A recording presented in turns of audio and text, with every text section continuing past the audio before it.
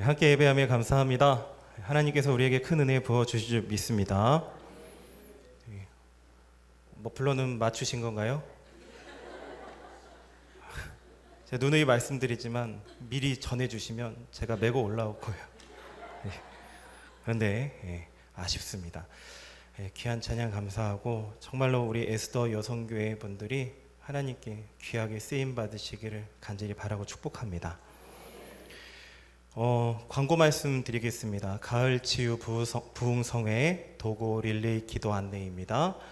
월요일부터 토요일까지 11일 월요일부터 16일 토요일까지 2층 새가족실 앞 권사실에서 이제 도고 릴레이 기도가 있습니다. 그래서 기도 순서는 게시판을 참고해 주시면 되겠습니다. 권사실 앞에도 붙여놨으니까 참고해 주시고 도고 릴레이 기도 이어가시기를 부탁을 드립니다. 이 시간 포용하고 받아주고 짊어지고 라는 제목으로 함께 말씀을 나누도록 하겠습니다. 오늘은 조금 말이 제가 빠를 것 같습니다. 우리는 교회를 그리스도의 몸이라고 합니다. 거룩한 하나님의 자녀들이 예수님의 몸된 이제 지체가 되어서 아름다운 하나의 영적인 공동체를 이루는 것, 이것이 교회입니다. 다 알고 계시죠? 그런데 이 교회 안에서 이제 빈번하게 나타나는 그런 문제가 있다고 한다면 그것은 성도 간의 갈등 그리고 내적인 분열 이런 것들이 있겠습니다. 쉽게 말하면 교회 안에 교회들의 갈등이 많고 싸움이 있다라는 것입니다. 서로 다른 의견을 가지고 대립하기도 하고 편을 가르고 내 편 따지기도 하고 나중에 심하면 교회가 두 개, 세 개 갈라지기도 합니다. 제 모교회도 그런 아픔이 있기 때문에 너무 참 슬픈 일인 거예요. 이런 이제 한국의 교회들이 이런 악순환 겪는 것을 우리는 종종 볼 수가 있습니다. 지금도 이제 한국의 교회들 안에는 겉으로 볼 때는 그럴듯해 보이고 건물도 그럴듯해 보이지만 교회 안으로 좀 깊이 들어가서 보면 갈라져서 이렇게 막 분열되어 있는 그런 교회들도 있습니다. 보이지 않게 암투를 벌이기도 해요. 만나서 그저 겉으로는 웃으면서 악수하고 인사하고 허그하지만 마음은 전부 돌아서 있는 모습들도 있습니다. 답답하기도 하고 괴롭고 부끄럽기도 합니다. 왜 교회가 이런 모습인가? 교회 나온 지 얼마 되지 않은 분 계시다고 한다면 죄송합니다. 어려운 설교일 수도 있고 별로 그렇게 듣기 좋은 설교가 아닐지도 모르겠습니다. 하지만 그렇죠. 교회가 행복한 줄만 알았는데 좋은 일만 있는 줄 알았는데 교회도 갈등이 있고 다툼이 있구나. 싸우기도 하는구나. 그러나 주일에 교회 나와서 말씀으로 배우는 갈등, 말씀으로 배우는 다툼이라고 한다면 제 생각으로는 나쁘진 않은 것 같습니다. 말씀 잘 듣고 나는 평화의 전도자가 돼야지 이렇게 결심하면 신앙생활 참 잘할 수 있다라고 생각이 됩니다. 그러면 우리 수원영락교회 안에도 싸우느냐? 우리 성도님들이 잘 아실 것입니다. 다투는 분들이 없기 때문에 이렇게 자신 있게 제가 설교를 하고 있는 것입니다. 하나님께서 우리 교회에 화평의 복을 주신 줄 믿습니다. 네. 신약 성경에 이제 기록된 여러 교회들이 있습니다. 초대교회들입니다. 신약의 초대교회들을 보면 교회들마다 분열의 상처를 안고 있는 것을 볼 수가 있겠습니다. 가장 대표적인 교회가 고린도 교회입니다. 성령께서 특별히 역사하셔서 방언하는 교인들도 많고 병 고치는 역사가 막 일어나고 예언하는 사람들이 한두 명이 아닌 교회. 어떻게 보면 시끌벅적한 그런 교회입니다. 그런데 이상하게 잘 싸웠다라는 거예요. 그 싸우게 된 원인 중에 하나는 지도자를 놓고 서로 싸운 것입니다. 나는 누구한테 세례받았다? 넌 누구한테 세례받았느냐? 교회가 크면은 지도자가 이렇게 여러 명 있을 수 있잖아요. 난 누구한테 전도받고 누구한테 훈련받았다. 넌 누구 쪽이냐? 이렇게 하다 보니까 네 편 내 편 됐다라는 것입니다. 그래서 막 싸우다 보니까 서로 고소까지 하게 되는 경우입니다. 얼마나 부끄러운 모습입니까? 갈라디아 교회는 좀 신학적인 문제를 가지고 내분이 일어난 거예요. 율법을 지켜야 되느냐 안 지켜야 되느냐라는 문제를 가지고 서로 다투게 됐습니다. 아름다운 교회 은혜가 많기로 소문나 있던 빌립보 교회 안에서도 똑똑한 여인 2명이 대립하게 되어서 교회가 화목하지 못했습니다. 유오디아와 그리고 순두계라고 하는 여인, 참 똑똑한 것 같습니다. 네, 한 명만 똑똑하면 좋겠는데 둘이 똑똑하니까 부딪히게 된 거예요. 그 당시 교회가 크면 얼마나 컸겠습니까? 작은 공동체 안에서 똑똑한 여인 둘이서 서로 반목을 하니까 교회가 이제 소란스러워지는 거예요. 골로새 교회도 에베소 교회도 이와 같은 어떤 약간의 분열의 낌새를 우리가 성경을 보면 느낄 수가 있겠습니다. 그렇다면 로마 교회는 어땠을까요? 우리가 함께 나누고 있는 이 로마서, 이제 로마서를 받아 읽게 되는 이 로마 교회도 이런 문제들이 있었다라는 것입니다. 잘 화합하지 못하는 두 그룹이 있었습니다. 이 두 그룹 사이에 골이 점점 깊이 막 파내려가 있는 그런 어려움에 대한 소문을 듣고 바울이 알고 있었다라는 거예요. 그리고 이런 문제를 해결해 주려고 편지를 쓴 내용이 14장, 15장의 내용입니다. 그렇다면 초대교회, 이 아름다운 신약의 초대교회 하면서 우리가 생각하지 않습니까? 이 신약의 초창기 교회들 안에 왜 이토록 교회 안에서 서로 반목하고 분열하고 상처 주고 이런 어려움들이 생겨야 했는가? 그것은 당시 교회 안에 들어와 있던 성도들의 배경을 알면은 우리가 좀 이해가 되겠습니다. 초창기 교회들은 우리들보다도 훨씬 더 어려운 상황에서 교회 생활을 했습니다. 배경이 너무나 다른 두 그룹이 한 교회 안에서 신앙생활 하다 보니까 충돌하게 되는 거예요. 두 그룹이 무엇입니까? 하나는 유대인으로 태어나서 유대교를 일생 동안 믿다가 바울을 통해 예수님을 믿고 이제 신자가 된 한 그룹이 있고, 한쪽은 유대교회는 상관도 없고 유대민족과는 관계도 없고 이방인으로 평생 살다가 예수 믿고 교회 안으로 들어온 한 그룹이 있습니다. 겉으로 볼 때는 유대인 신자와 이방인 신자는 별 차이가 없는 것 같은데 내면으로 보면 신호등이 빨간불 파란불 있는 것처럼 너무나도 확실하게 대조가 되고 다른 모습인 거예요. 생각해 보십시오. 우리 교회에 일본에서 우상 숭배하다가 예수님 믿고 영접한 사람들을 300명이 한꺼번에 등록해서 함께 신앙생활을 해야 된다고 생각해 보십시오. 수원영락교회 안에 배경이 다른 그룹이 들어와서 신앙생활을 한다. 그 기간이 길어진다라고 하면 갈등과 충돌이 생기게 될 것입니다. 왜냐하면 너무나도 대조적인 부분이 있기 때문에 그렇습니다. 초대교회가 이런 어려움을 안고 있는 거예요. 자연히 유대인으로서 예수님을 믿게 된 사람들은 비록 예수님을 믿었지만 그동안 지켜왔던 그 율법, 이 율법주의를 고수하니까 옛날 버릇들을 버리지 못하는 거예요. 유대인들은 율법을 지키며 살지 않았습니까? 할례도 받고 음식도 정한 것 부정한 것 다 가려서 먹었습니다. 수십 년을 그렇게 살아왔는데 갑자기 예수님 믿고 난 다음에 마음대로 먹어도 된다? 이게 납득이 잘 안 되는 거예요. 그래서 예수님 믿고 나서도 옛날처럼 안 먹었던 것들은 안 먹고 먹는 것은 먹고 그랬습니다.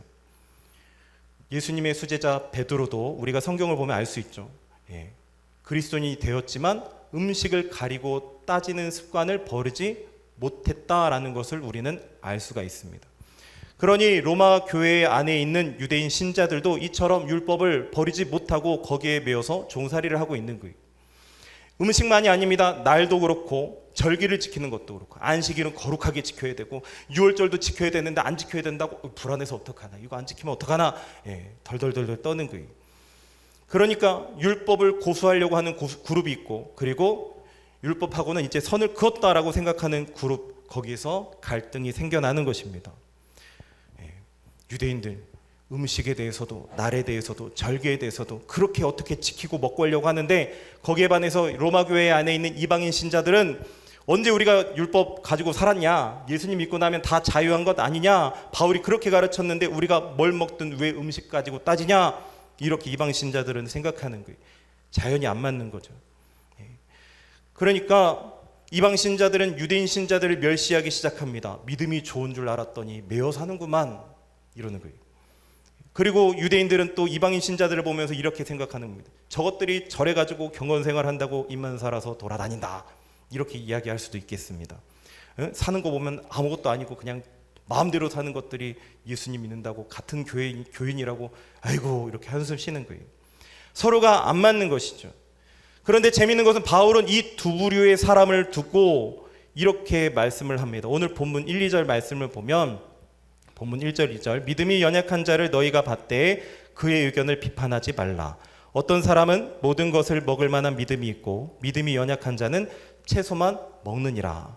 여기 보니까 믿음이 연약한 자가 있어요. 그리고 반대로 하면 믿음이 어떤 자입니까? 믿음이 있는 자, 믿음이 강한 자죠. 그러니까 그들이, 이 초대교회 신자들이 싸우고 막 그렇게 막 하는 문제들은 죄냐 죄가 아니냐 여기에 걸리는 문제가 아니라 단순히 믿음이 좋으냐 믿음이 약하냐에 따라서 일어나는 문제다라고 본 것입니다. 그러니까 진리냐 비진리냐, 이런 논할 문제가 아니다라는 것입니다. 성경적으로 볼 때 본질적인 문제가 아니고 다 부수적인 문제다라고 말씀하는 거예요. 유대인들이 그렇게 중요하게 여기는 음식 가려 먹는 것, 절기를 지키고 안식일을 지키는 것, 다 하나님께서 예수님 오실 때까지 잠깐 허락했던 그림자 같은 제도들입니다. 그래서 예수님이 오셨고 예수님 때문에 구원받은 하나님의 자녀라고 한다면 그런 그림자 같은 제도들은 훌훌히 벗어버리고 자유할 수 있어야 되는데, 자유하지 못하고 그걸 안 지키면 뭔가 불안해하며 절절매는 이런 사람들을 일컬어서 너희들 죄인이다, 죄다, 너희들 잘못했다 라고 하지 않고 믿음이 약해서 그렇다라고 하는 것입니다. 반면에 예수님 안에서 음식이나 날이나 이런 것들이 전혀 구애받지 않고 자유롭게 하나님을 섬길 수 있다라고 생각하고 믿고 행동하는 그런 사람들을 놓고 바울은 믿음이 있는 자, 믿음이 강한 자라고 그렇게 말씀하는 거예요. 강하니까 자유를 누릴 수 있는 것입니다. 양편 다 꼭 알아야 되는 것은 무엇입니까? 너희들이 싸우는 문제는 진리냐 비진리냐, 죄냐 죄가 아니냐, 이것이 아니다라는 것, 이것과 관계된 것이 아니라는 것, 이것을 분명히 바울이 가르쳐주는 거예요. 믿음이 강한 사람들은 항상 자신 있게 이야기하는 게 있습니다. 예수님은 율법의 완성이시다. 율법 아래 매인 우리를 자유케 하셨다. 그래서 로마서 3장 28절 보면 그러므로 사람이 의롭다 하심을 얻은 것은 율법의 행위에 있지 아니하고 믿음으로 되는 줄 우리가 인정하노라. 갈라디아서 5장 1절 말씀, 그리스도께서 우리를 자유롭게 하려고 자유를 주셨으니 그러므로 굳건하게 서서 다시는 종의 멍에를 매지 말라. 아멘. 이것이 이방인 신자들의 지침이 되는 거예요. 삶의 지침이 되는 것입니다. 이 말씀을 붙들고 어느 곳에서도 매이지 않으니까 자유인이고 자유인이니까 믿음이 강한 것입니다. 말씀을 붙들고 어느 곳에도 매이지 않으니까. 그렇지만 믿음이 강하고 약하고 이것 때문에 일어나는 그런 문제들로 인해서 서로가 상처를 주고 교회가 막 갈라지고 갈등을 겪게 된다는 것은 양쪽 다 분명히 슬픈 것입니다. 차라리 죄가 아니냐를 놓고 싸웠다면 싸울 가치가 있고, 진리냐 진리가 아니냐를 놓고 서로 분쟁을 했다면 교회가 갈라져도 그래 명분이라도 서겠지만, 그것이 아닌 믿음이 좋고 나쁘고에 따라서 일어난 문제를 해결하지 못해서 형제끼리 서로 물고 뜯고, 이것이 얼마나 답답하고 부끄러운 일이냐 라고 사도 바울이 지적하는 것입니다. 우리에게도 이런 똑같은 성격의 문제들이 있습니다. 우리 주변에서 일어나는 여러 가지 논쟁이라든지 다른 교회에 일어나는 논쟁이라든지 서로 의견이 일치되지 않아서 반목하게 되는 이런저런 교회 안의 문제들을 우리가 살펴보면 정확히 옳다고 말하기도 좀 어렵고, 정확히 잘못되었다가도 말하기 어려운 어떤 그 중간지대라고 하죠. 회색지대, 이런 이야기들을 가지고 갈등하는 거예요. 진리냐 비진리냐를 놓고 그런 따질 만한 문제가 아닌 것들을 가지고 서로 다툼이 벌어집니다. 죄도 아니고 죄가 되는 것도 아닌데 이게 마치 죄가 되는 것처럼 그런 문제를 가지고 서로 다투고 갈등하기도 하는 거예요. 이것들은 어디까지나 중간지대, 회색지대에 있는 거잖아요. 결국 견해의 차이가 있기 마련입니다. 의견 차이가 있는 거예요. 사람들이 모였기 때문에 생각의 차이가 있을 수밖에 없는 것입니다. 자기가 자라난 어떤 환경이나 자기가 몸에 배인 습관에 따라서, 자기가 어떤 교파에 따라서 어떤 교회에서 신앙생활을 해왔다가 왔느냐, 이런 배경들 때문에 똑같은 문제를 놓고도 보는 시각이 다를 수가 있고 의견이 달라질 수가 충분히 있는 것이죠. 그래서 서로 싸워서는 싸울 만한 문제가 아닌 것인데, 내가 생각하는, 내가 알고 있는 그 견해, 개인적인 견해가 마치 진리인 것처럼, 성경에 나와 있는 것처럼 나와서 그것을 큰 소리치고 다른 형제를 비판하고 귀를 닫아버리면 결국 교회 안에서 싸움이 일어나게 되는 것입니다. 이런 견해 차이들 때문에 교회 안에서 보면은 좀 보수적인 분들이 있고, 또 견해 차이 때문에 조금 열려있는 분들이 있고, 또 강경한 분들이 있고, 약간 이제 좀 뭐라고 해야 되죠? 온건한 분들이 있죠. 온순한 분들이 있습니다. 그리고 뭔가 강경한 입장을 고수하는 분들이 좀 목소리를 크게 높이는 편이죠. 그래서 뭔가 보수적이고 강경한 것처럼 보이고, 뭔가 그 한 길로 파는 그런 믿음 생활하는 것처럼 보이는 그런 분들, 다른 사람들 보기에 믿음이 좋아 보이지 않습니까? 철저하게 믿는다라는 소리를 듣는 거예요. 그러다 보니까 그런 분들의 목소리는 커져가는 거예요. 한국 교회 과거를 우리가 한번 돌아보면 교회가 이런저런 분들 때문에 상처를 입기도 한 것을 우리는 잘 알고 있습니다. 잘 믿는 것처럼 보이는 분들이 진리 때문에 그렇게 돋보였는가? 점검하면 마냥 그것도 아니다라는 거예요. 자기 어떤 견해를 마치 하나님의 견해, 하나님의 말씀인 것처럼 돋보였기 때문에 그것으로 인해서 동조하지 않는 사람, 따라오지 못하는 사람, 뭔가 움츠러들거나 다른 교회를 떠나버리거나 교회를 추석하지 않는 가난한 성도가 될 수밖에 없는 이런 분위기들이 한국교회 역사 중에 아픈 상처의 모습이다라는 것입니다. 외면할 수 없는 우리의 적나라한 모습인 거예요.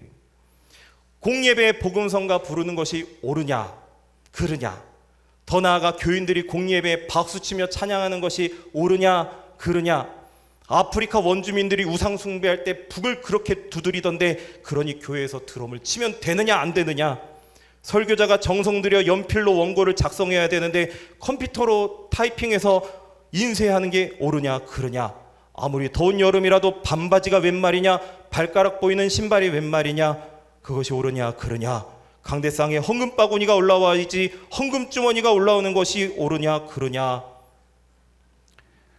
따질 아무런 근거가 없다라는 것이죠. 그런데 그런 문제를 가지고 서로가 의견이 대립되고 갈등이 생긴다면 이거 정말 속상한 일 아닙니까? 더 나아가서 주의를 지킬 때에 어떤 법규를 만들어서 이걸 잘 지키면 주의를 거룩하게 지켰다, 이걸 지키지 못하면 주의를 거룩하게 못 지켰다, 이렇게 강조하는 것도 좀 위험한 것입니다. 죄송합니다. 견해 차이가 있을 수 있습니다. 예를 들면 제가 예전 신학교 동기 중에 한 전도사님은 주일 아침마다 금식을 합니다. 자랑을 해요. 나는 주일이면 아침에 금식한다. 아침에 뭘 조금 먹고 나오면 속이 답답해서 설교도 안 되고 아이들 사역도 잘 안 된다. 사역할 때 몸이 무겁다. 그래서 아침에 금식하면 그렇게 힘이 나고 은혜로울 수 없다 하면서 저를 쳐다보는 거예요. 그러면 거룩한 주일 금식에 동참할 거니? 라고 뭔가 강요 아닌 강요하는 것 같은데 저는 어차피 아침을 잘 안 먹으니까 그렇구나 라고 하고 넘어가요. 그런데 다른 동기 전도사님은 우유를 먹든 빵을 먹든 뭐든 먹고 나와야 주일에 사역과 설교를 하는 전도사님인 거예요.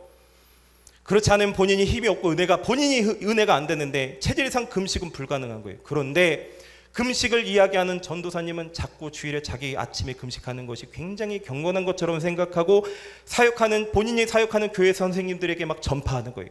그리고 주일에 금식하지 못하는 신학교 동기 전도사님을 향해 경건하지 못한 것처럼 눈치를 주는 것입니다. 성경에 주일 아침 금식해야 된다라고 몇 장 몇 절이 있습니까? 10계명 중에 몇 계명입니까? 없다라는 거예요.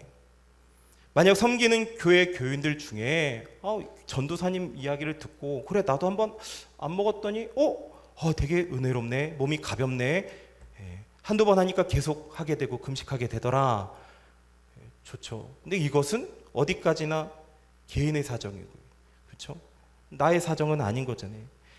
내가 자신이 은혜 받으려고 하면 먹든지 말든지 마시든지 그거 다 자유한 거예요. 그러나 주일날 아침에 더 식욕이 나서 하나님 앞에 예배드리고 사역하기 위해서 내가 뭔가 좀 더 먹고 나오는 그런 사람 보고 야, 너 왜 이렇게 경건하지 못하냐, 너 왜 육신의 정욕에 사로잡혀서 식탐을 버리지 못하냐라고 하면 그거는 안 된다라는 것입니다. 교회 안에서 사도 바울은 비판하지 말라고 하는 거예요. 진리가 아닌 것 가지고 진리인 것처럼 들고 나와서 교회 안에서 떠들고 강조하면 그것은 결국 교회 안에서 반발이 생기고 의견끼리 대립이 생겨서 갈라지게 되는 원인이 된다라는 것입니다. 그러면 바울은 진리가 아닌 의견 대립을 가지고 의견 차이를 가지고 서로가 맞지 않을 때 어떻게 해야 된다라고 가르칩니까? 서로 받아야 된다라고 가르치는 거예요. 서로 받아야 한다. 1절 말씀 읽겠습니다. 시작. 믿음이 연약한 자를 너희가 받되 그의 의견을 비판하지 말라. 아멘. 포용하라고 합니다. 비판하지 말고 자기의 것으로 강요하지 말고 그대로 받으라고 하는 거예요. 예를 들어 어떤 분이 옆에 담배 냄새 혹은 술 냄새가 나서 앉게 될 수가 있습니다. 담배를 태우고 왔느냐 술을 마시고 왔느냐 그것은 죄냐 죄가 아니냐 이런 관계가 아닌 거예요. 단지 차이가 있다면 나는 믿음이 있는 사람, 조금 좋은 사람일지 모르겠습니다. 옆에 앉은 분은 믿음이 약한 사람이다라는 차이밖에 없는 거예요. 어떻게 해야 됩니까? 담배 냄새도 감사한 거죠. 중요한 것은 한 사람의 영혼이지 담배나 술 냄새가 아닙니다. 그러니까 받아라, 포용해라 라는 것입니다. 교회 나와라 하는 아내의 권면이 막 귀에 못이 박혀서 결국 남편이 교회를 따라 나옵니다. 아내는 먼저 가라고 하고 자신은 시간을 맞춰서 천천히 나갑니다. 한 주간 고단하게 보냈는데 아침부터 나오려니까 힘들기도 하고 아침에 버릇 때문에 또 교회 입장하기 전에 담배를 맛있게 한 대 피웠습니다. 그리고 교회 입장하는 거예요. 아내는 담배 냄새 난다고 핀잔을 주고 주변 사람들의 표정은 좋지 않고, 그러면 교회 나온 남편은 어떤 생각을 합니까? 내가 무엇하러 여기 와서 이런 대우를 받느냐. 예배 끝나면 담배 한 대 피면서 집으로 가야겠다. 가서 잠이나 더 자야겠다. 이런 생각밖에 하지 않겠습니까? 저희 아버지가 그랬어요. 저는 이해하지 못하고 정죄했습니다. 아버지를 손가락질하고, 아휴 저 인생 이러면서 손가락질하던 사람이에요. 예. 담배 냄새든 술 냄새든 민망하기가.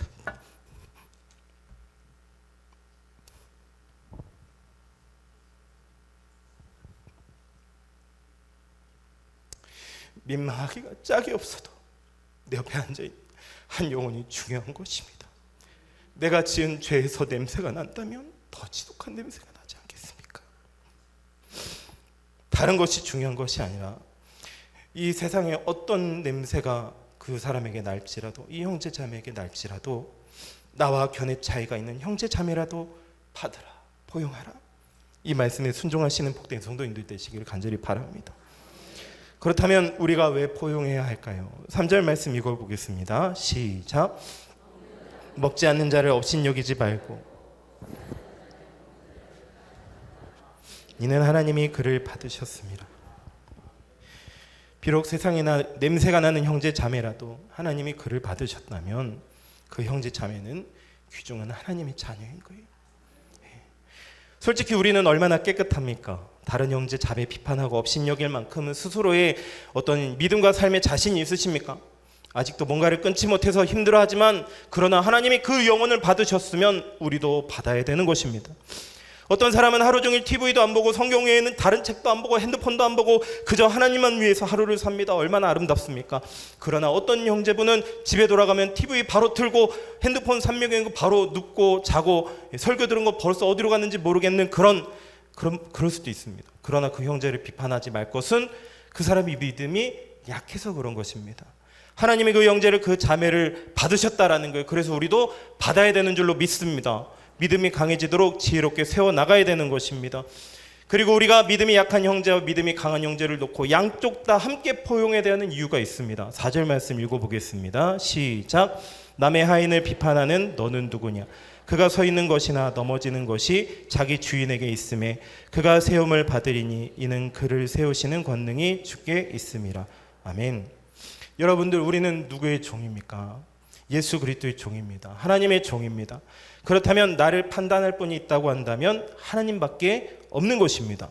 내 옆에 있는 형제가 아무리 잘못하는 것이 눈에 보여도 나는 그 사람의 주인이 아닌 것입니다. 그러므로 나는 판단해서는 안 되는 것입니다. 내 옆에 배우자라고 해서라도 나는 판단해서는 안 되는 거예요. 나와 견해가 다르다라고, 나와 생각이 좀 다르던 것 가지고 그 형제를, 자매를 정죄해서는 안 된다라는 것입니다. 만약 그 형제가 잘못한 것이 있다, 하나님이 자기 종이니까 자기가 판단하시는 거예요. 내가 다른 형제에 대해서 주인 노릇을 하지 않아야 된다라는 것입니다. 그래서 주인 노릇하지 않기 위해서 우리는 서로 받아야 됩니다. 믿음이 강하건 믿음이 약하건 하나님 앞에 똑같은 형제 자매로 받아서 서로 포용하고 서로 이해하고 서로가 좋은 점을 배우고 서로 부족한 점을 보완하는 것, 그래서 서로가 서로를 한 성령 안에서 짊어지고 또 세워나가는 것, 이것이 교회인 줄로 믿습니다. 말씀을 맺겠습니다. 시편 134편 1절 말씀 보면 같이 읽겠습니다. 시작. 보라, 형제가 연합하여 동거함이 어찌 그리 선하고 아름다운고. 형제가 교회 안에서 예수 그리스도 이름으로 하나가 되어서 한 몸을 이루고 서로 사랑하면서 아끼면서 함께 울고 웃으면서 아름다운 공동체를 이루고 사는 것이 얼마나 선하고 아름다운가 우리에게 주시는 말씀입니다. 이토록 선하고 아름다운 것을, 진리도 아닌 어떤 의견을 가지고 깨트리고 해치는 것은 자기 자신을 위해서도 또 교회를 위해서도 슬픈 일인 거예요. 해서는 안 되는 것입니다. 사랑하는 성도 여러분들, 우리 서로 함께 포용하길 원합니다. 함께 따라 하시죠. 포용합시다. 받읍시다. 짊어집시다. 서로를 받고 서로 형제 자매들에게 주인 노릇하지 않기를 바랍니다. 무언가 눈에 거슬리는 것 있습니까? 성에 차지 않는 것 있습니까? 죄와 관련된 것이 아닌 이상 형제의 약한 믿음을 우리가 이해해 줄 수 있기를 간절히 바랍니다. 포용하기를 바랍니다. 그래서 우리 수원영락교회가 주님 오시는 날까지 형제가 서로 연합하여 동거하는 선언과 아름다움으로 구별되고 모범이 되고 칭찬받기를 예수님의 이름으로 간절히 축원합니다.